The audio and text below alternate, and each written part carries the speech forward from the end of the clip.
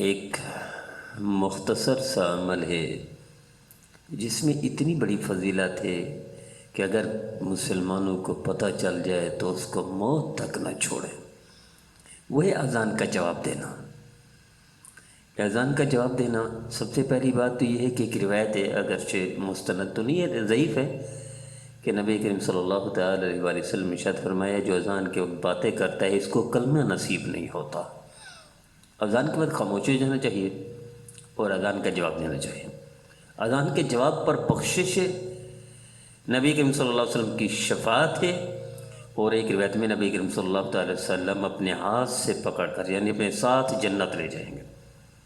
اذان کا جواب کیا ہے؟ مؤذن کہ اللہ اکبر تو یہ بھی کہے اللہ اکبر، اشہد ان لا الہ الا اللہ، یہ بھی کہے اشہد ان لا الہ، اشہد ان محمد رسول اللہ، یہ بھی کہے اشہد ان محمد رسول اللہ۔ لوگ اشہد ان محمد رسول اللہ کے جواب میں صلی اللہ تعالی وسلم پڑھ رہے ہوتے ہیں، حالانکہ وہی وہ کرنا ہے، وہی کلمہ کہنا ہے اشہد ان محمد رسول اللہ، اس کے ساتھ درود ملا دیں۔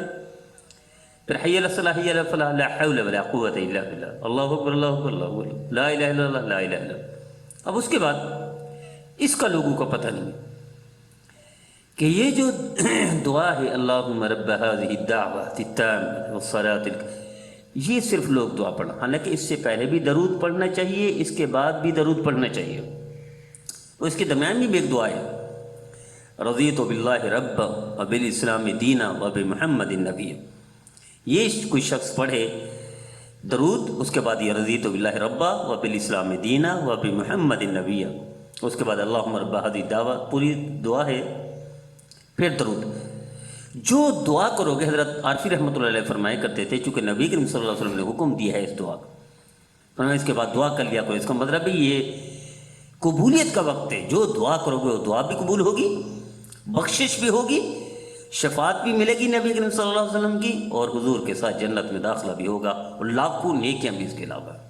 کتنی بڑی بات ہے۔ رسالہ آل ابرار میں نے واقعہ پڑھا کہ ایک عورت بوڑھیا تھی، وہ مرتے ہوئے کہہ رہی تھی ہذان یقولان ادخل الجنہ، کہ یہ دو فرشتے آئے ہوئے ہیں اور یہ مجھے کہہ رہے ہیں کہ جنت میں داخل جو موت کے وقت کلمہ پڑھا اور یہ الفاظ کہے اور مر گئی۔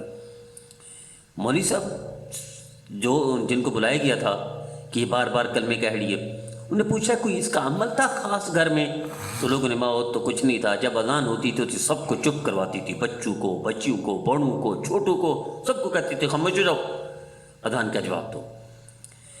تو مولوی صاحب نے فرمایا یہ ایک صفت اللہ کو اتنی بڑی پسند آ گئی کہ فرشتے جیسے ہی یہ اللہ کو پیاری ہوئی کلمہ پڑھ کر فرشتے اس کو جنت میں لے گئے۔ کتنا بڑا عمل ہے۔ آج ہمارے بچے ہمارے گھروں میں TV, radio, net, internet, Facebook کھلا ہوا ہوتا ہے، لیکن اذان کا جواب نہیں دیتے۔ ضرور دیجیے اذان کا جواب، اس میں مفت کی بخشش ہے، مفت کی شفاعت ہے، مفت کے نبی کریم صلی اللہ علیہ وسلم کے ساتھ جنت میں داخلہ ہے۔ اتنا بڑا انعام کسی اور عمل پر نہیں ہے۔ اللہ ہم سب کو اس پر عمل کرنے کی توفیق عطا فرمائے۔